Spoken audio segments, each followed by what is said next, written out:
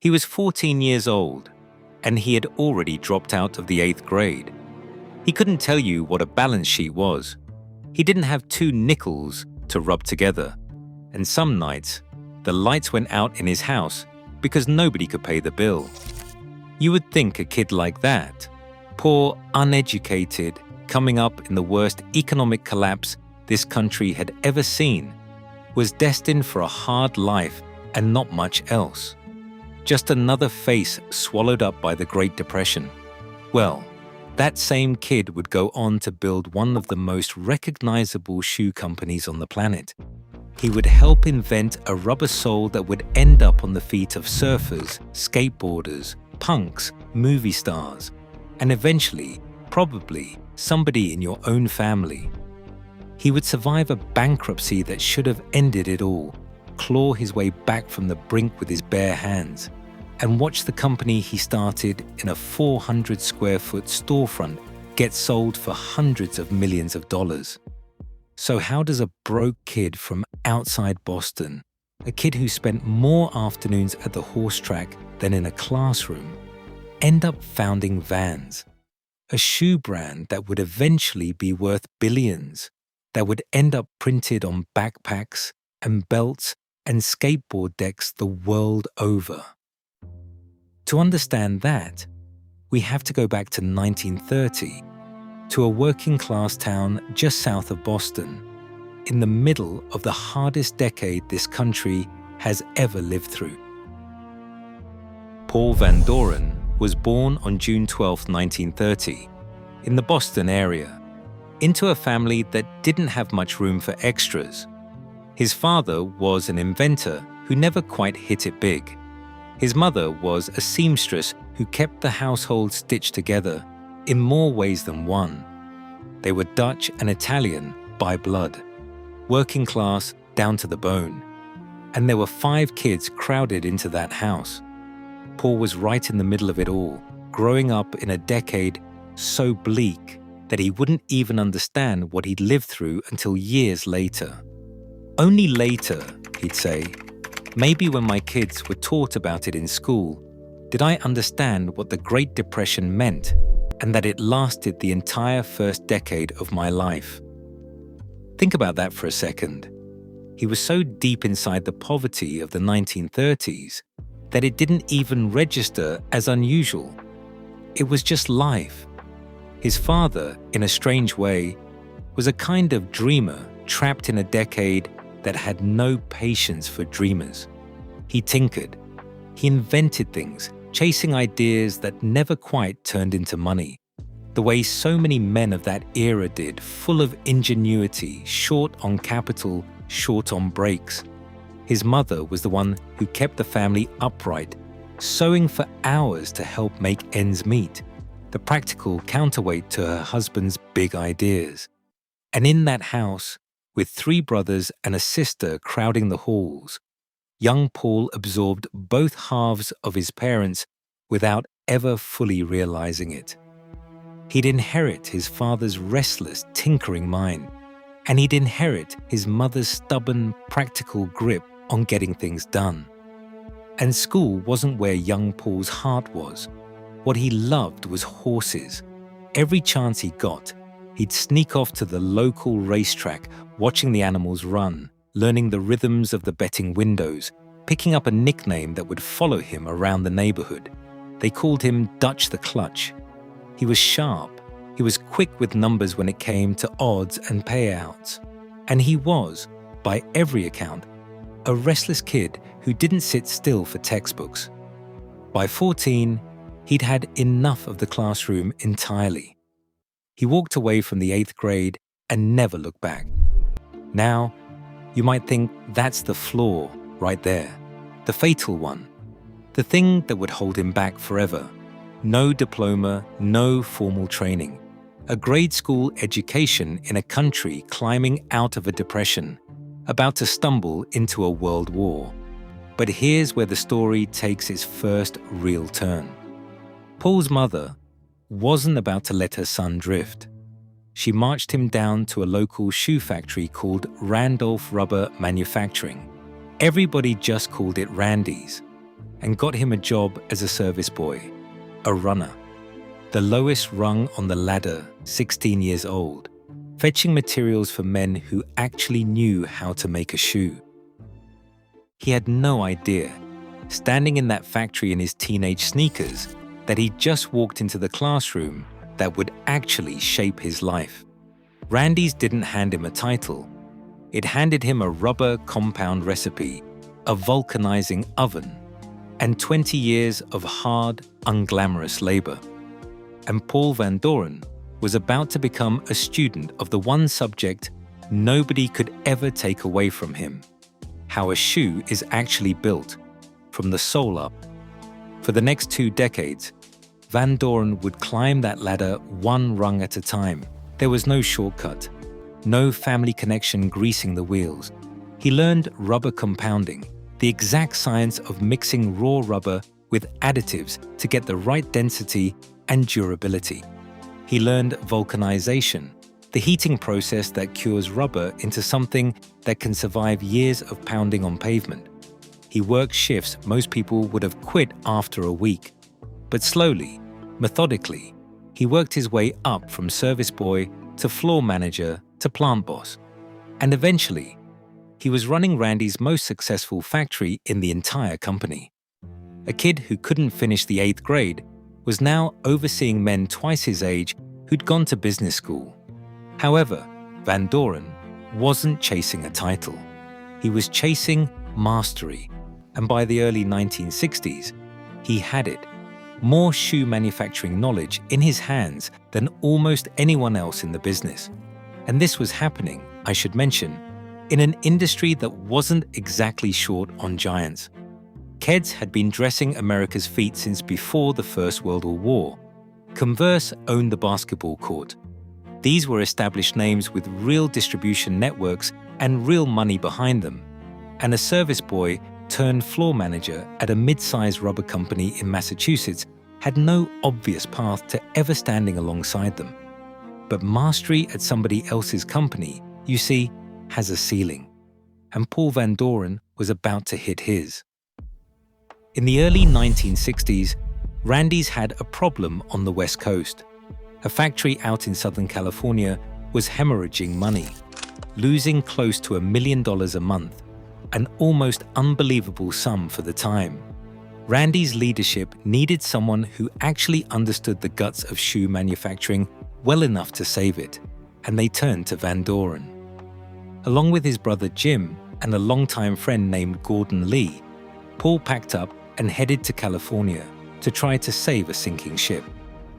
This is the kind of assignment most people would call a career killer. A factory bleeding $1 million a month doesn't usually get turned around. Investors write it off. Management moves on to the next disaster.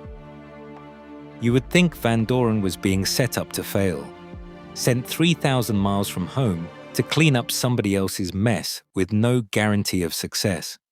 Well, in just 8 months, he did it. He and his small team got that failing factory back to profitability. An extraordinary, almost unbelievable turnaround for a plant that had been circling the drain. It should have been the crowning achievement of his career at Randy's. It should have earned him a corner office and a permanent seat at the table. Instead, it planted the seed of his exit. Because somewhere in that grueling 8-month turnaround, Paul Van Doren had a realization. He understood the entire shoe business: sourcing, manufacturing, vulcanizing, pricing, distribution, better than almost anyone in the industry. He'd spent 20 years learning it. And he was still, at the end of the day, working for somebody else, making somebody else rich off knowledge he'd bled for. A dispute with Randy's management over how the business should actually be run pushed things to a breaking point. 3 months after saving that California factory, Paul Van Doren walked out for the last time. "That was my last day at Randy's," he'd later write, with the kind of understatement only a man who just bet everything could manage. He was 35 years old. He had 2 decades of expertise and almost no money. But he had an idea nobody else in the shoe business was doing, and he was about to bet his entire future on it. The idea was deceptively simple. Most shoe companies made their product, then shipped it off to a wholesaler, who marked it up and shipped it to a retailer, who marked it up again before it ever touched a customer's foot. By the time a pair of shoes reached the shelf, the price had been inflated 2, sometimes 3 times over just to cover everybody standing in the middle.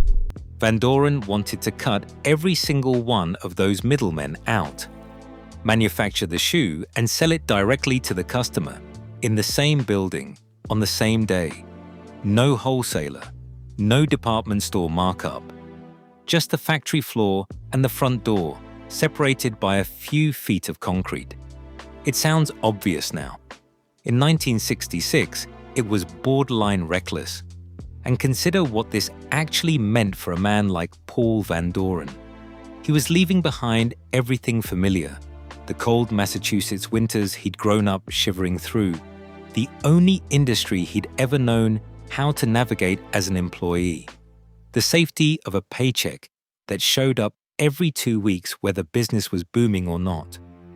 He was trading all of it for sunburned Southern California, for a business he'd have to build with his own hands from an empty lot, for a bet that could just as easily leave him worse off than the 14-year-old who'd walked out of the 8th grade. His family came with him. There was no falling back to Boston if this didn't work. Van Doren scraped together $250,000 in investment from a friend and future partner named Serge Delia. Along with his brother Jim and Gordon Lee, he rented a small building at 704 East Broadway in Anaheim, California, and spent nearly a year building out both a working factory and a 400-square-foot retail storefront under one roof. They called it the Van Doren Rubber Company. On March 16, 1966, they opened the doors for the very first time. And here's a detail I love, because it tells you everything about the guts this required. Nobody knew if a single customer would walk through that door. So Van Doren and Gordon Lee did something almost comically bold. They filled the store shelves with empty shoe boxes, just to make the place look stocked, just to make it look like a real going concern. That first day, 12 people walked in and ordered a pair of deck shoes. 12. Van Doren and Lee had to ask them to come back later that same afternoon, because the shoes those customers had just bought didn't exist yet. They were still being made right there in the back of the building, while the customers waited. 3 styles, priced between $2.49 and $4.99. A canvas deck shoe with a thick rubber sole.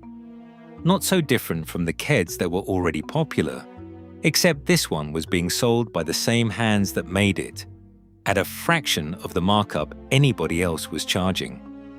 Those first months were lean, and I mean genuinely lean. Van Doren and his partners were working the factory floor themselves most days, then walking out front to work the register, then going home and doing the books at the kitchen table, trying to figure out how a $250,000 loan was going to stretch far enough to cover payroll, rent, and rubber. There were weeks where the entire operation survived on nothing but word of mouth. A mother telling another mother that the shoe store on East Broadway made a sturdy sneaker for less than the department store charged. No advertising budget, no marketing department, just a former Boston factory hand standing behind his own counter, selling shoes he'd made with his own hands to whoever walked through the door. You would think a shoe store this small, this scrappy, run by a high school dropout with borrowed money would fade into obscurity within a year. But something was about to happen that Paul Van Doren never planned for and never could have predicted. It started with a complaint. Customers kept coming back with the same problem. The soles, patterned in a simple diamond design, kept cracking across the ball of the foot after just a few months of wear. Most companies would have shrugged that off as normal wear and tear. But because Van Doren's business model put him in direct, daily contact with his actual customers, he heard every single complaint personally, across the counter, face to face. So he sent his team back to the drawing board. They redesigned the sole with a denser pattern, one with vertical grooves cut into a grid, heated and compressed and cured until it held up to real abuse. They called it the waffle sole. It would go on to become one of the most recognizable pieces of rubber in footwear history. And here's the twist. Nobody at that little Anaheim factory saw coming. That grippy, densely patterned waffle sole turned out to be perfect for something Van Doren had never even considered: skateboarding. By the late 1960s, Southern California surfers and skaters had discovered the shoes almost by accident, and they were showing up at that little storefront in Anaheim asking for custom colors, mismatched panels, whatever made the shoe more theirs. Van Doren, ever the businessman who listened to his customers instead of lecturing them, said yes to almost every request. If a kid wanted his shoe made from a scrap of his mother's plaid picnic blanket, Van Doren would find a way to make it happen. This wasn't corporate strategy. This was a guy from a Boston shoe factory simply giving people what they asked for. But it built something no amount of advertising could have bought: total, fierce loyalty from a subculture that felt, for the first time, like a shoe company actually understood them. By 1976, that loyalty had a name. Skaters had started using the phrase "off the wall" to describe the trick of riding straight up the vertical face of an empty swimming pool and launching off the top. Vans adopted it as their motto. That same year, the company worked directly with two of skateboarding's biggest young stars, Tony Alva and Stacy Peralta, to design a shoe built specifically for skating, a shoe with reinforced padding and a suede toe, called the ERA. It was the first shoe ever purpose-built for skateboarding, and it put Vans on the map in a way that no wholesale deal or department store placement ever could have. The shoes didn't stay confined to skate parks and beaches either. Punk kids and ska fans in the late 1970s picked up on the checkerboard pattern before it was even officially a Vans product, drawn to its stark, graphic look. It fit the music, it fit the attitude. And Vans, true to form, simply paid attention and gave the culture what it was already asking for, instead of trying to dictate what was cool from a boardroom 3,000 miles away. Then came the checkerboard. Paul's son, Steve Van Doren, who'd grown up practically inside the factory, started noticing something strange. Teenage skaters were taking markers to the plain canvas of their Vans slip-ons and coloring the sides in a checkerboard pattern, square by square, by hand. Steve saw it not as vandalism, but as research. He brought the idea back to the factory, and Vans began printing the checkerboard pattern directly onto the canvas at the factory. It became, almost instantly, one of the most iconic patterns in American footwear.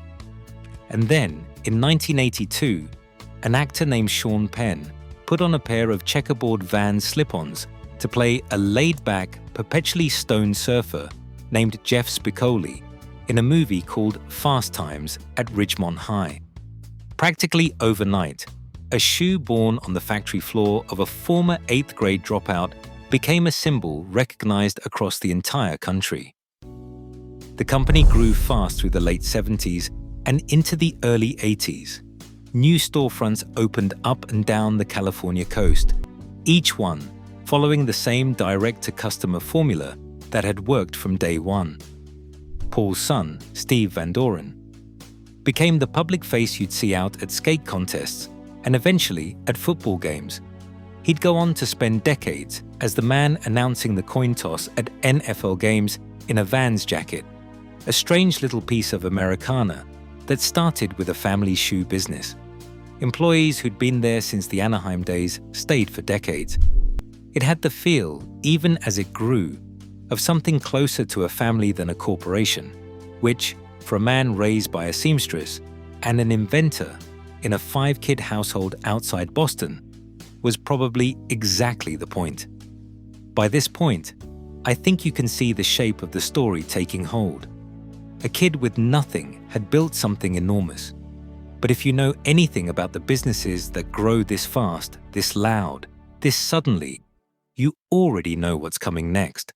Success, you see, has a way of tempting even the smartest people into overreaching.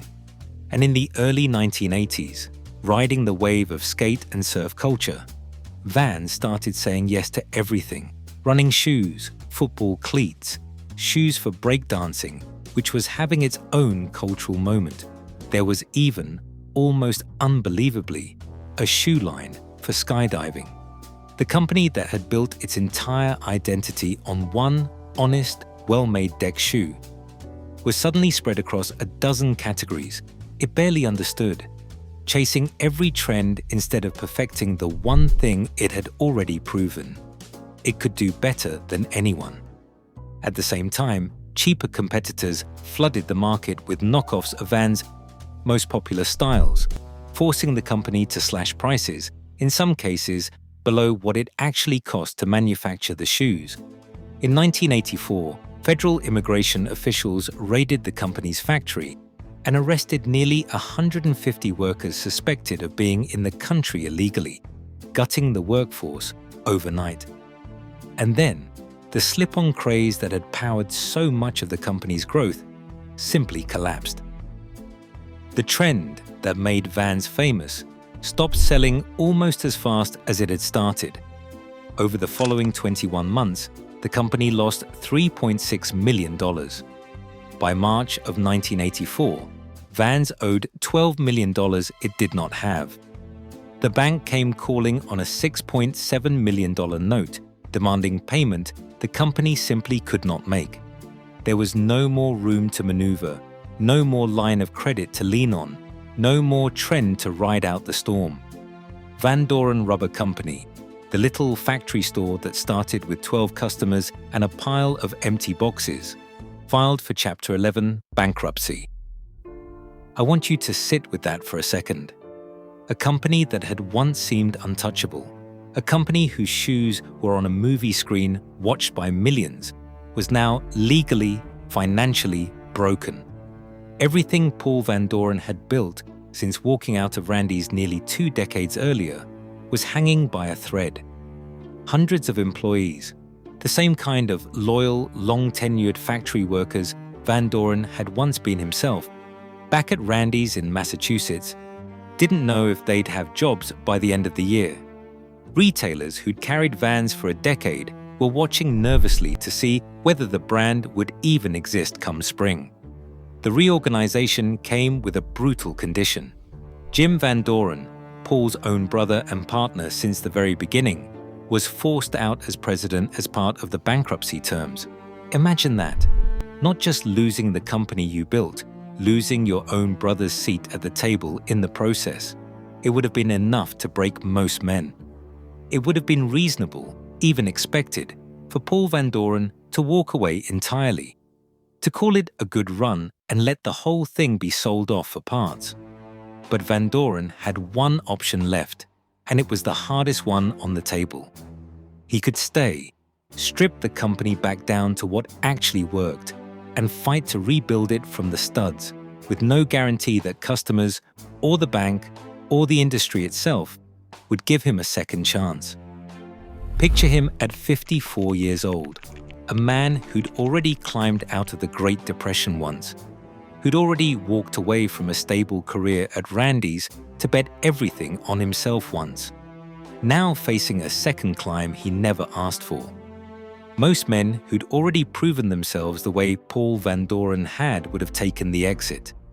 Cash out what's left, protect what dignity remains, let somebody else clean up the wreckage. Nobody would have blamed him. He chose to stay. Van Doren went back to basics, back to the philosophy that had built the company in the first place. Fewer categories, better quality. A return to the deck shoes, the slip-ons, the waffle soul that had made Vans famous to begin with, instead of chasing every fad in the sporting goods aisle.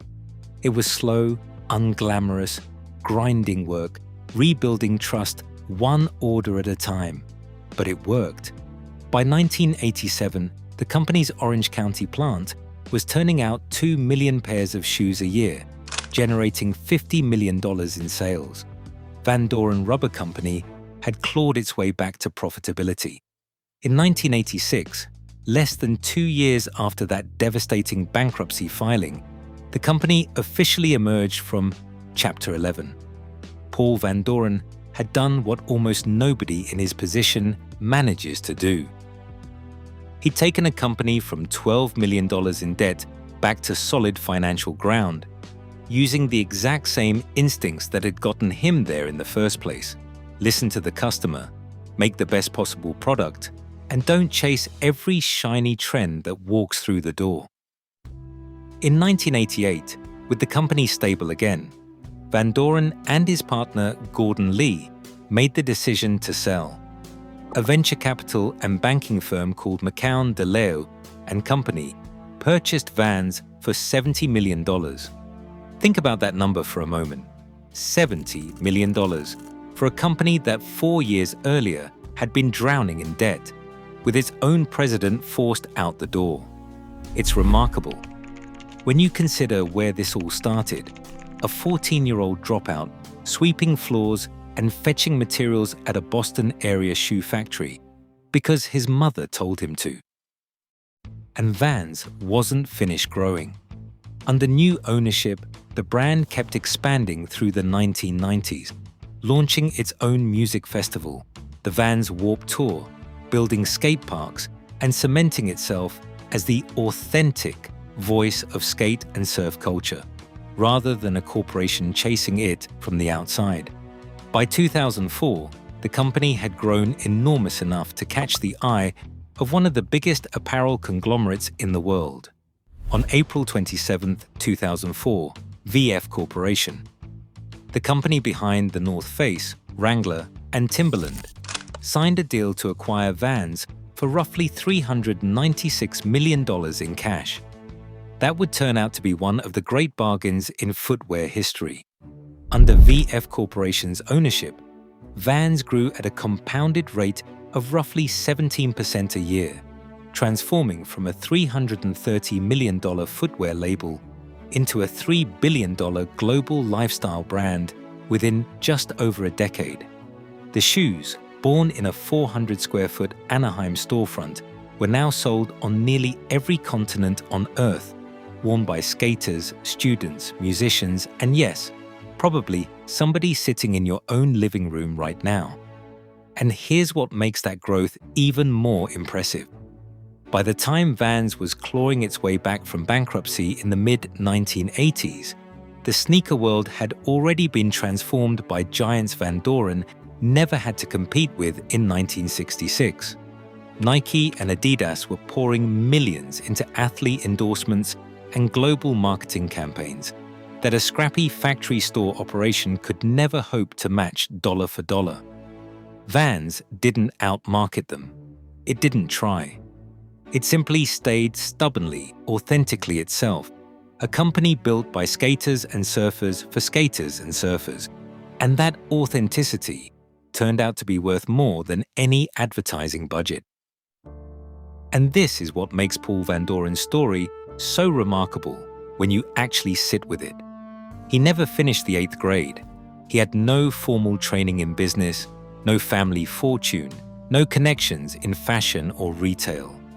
Everything he built with 2 decades of grinding, hands-on experience at somebody else's factory, and the simple, stubborn belief that cutting out the middleman and making an honest product would eventually win out. It did. Twice, in fact.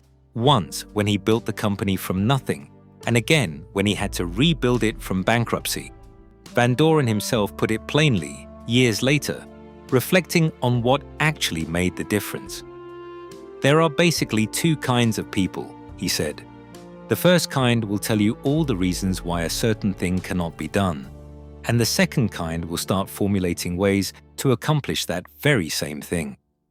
He never wanted to be the first kind, not as a 14-year-old at the racetrack, not as a service boy fetching rubber compound, and certainly not as a man staring down $12 million in debt with his brother pushed out the door. He also credited something less obvious than hustle or timing: people. As I went through the years, I determined that people were the answer, he said. I had good people, we worked together and outdid the bad people. We made it work. We are a people company that makes shoes. It's way different than a company that makes shoes first. It's a strange thing to hear from a man who spent his entire adult life obsessed with rubber compounds and vulcanizing ovens, that the real secret ingredient was never the sole of the shoe. It was the people standing around him when things fell apart. It's worth pausing on the fact that a man who lived through the entire first decade of his life inside the Great Depression, without ever really knowing it had a name, ended up building his whole business philosophy around scarcity turned into resourcefulness. He didn't waste materials. He didn't waste money he didn't have. He didn't waste people. Every lesson the Depression had quietly taught a working-class kid outside Boston: stretch what you're given. Don't assume anything is owed to you. Get up and go back to work, showed up again, decades later, in a bankruptcy courtroom in California. The same instincts that got a family through 1930s, Massachusetts got a shoe company through 1980s bankruptcy. Paul Van Doren spent his final years exactly where the story began, close to family, close to the business, still involved with Vans decades after he'd sold it. In January of 2021, he published a memoir titled Authentic, a memoir by the founder of Vans, looking back on the entire arc of his life, from that cramped Depression-era house near Boston to a global brand worn by tens of millions of people.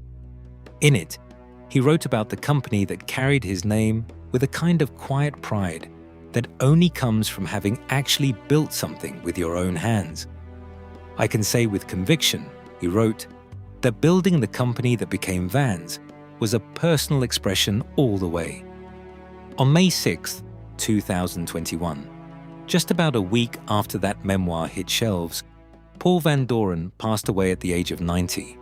Today, Vans is worn in nearly every corner of the globe, its checkerboard pattern instantly recognizable to people who've never even heard the name Van Doren. It's a fixture of skate parks and shopping malls, concert crowds and classrooms, a shoe that started as 3 simple styles sold out of a 400-square-foot storefront in Anaheim and grew into a multi-billion-dollar piece of American culture. But Paul Van Doren's real legacy isn't really about rubber or waffle soles or checkerboard patterns at all. It's about what happens when a kid from a hard, hungry decade refuses to accept the ceiling everyone else assumes is there. It's about a man who understood, better than almost anyone in his industry, that the people standing next to you matter more than the balance sheet you never learned to read. Paul Van Doren proved that you don't need a diploma to build an empire. You just need to understand your product, respect the people who buy it, and refuse again and again, through poverty, through bankruptcy, through every reason to quit, to be the kind of person who says it can't be done.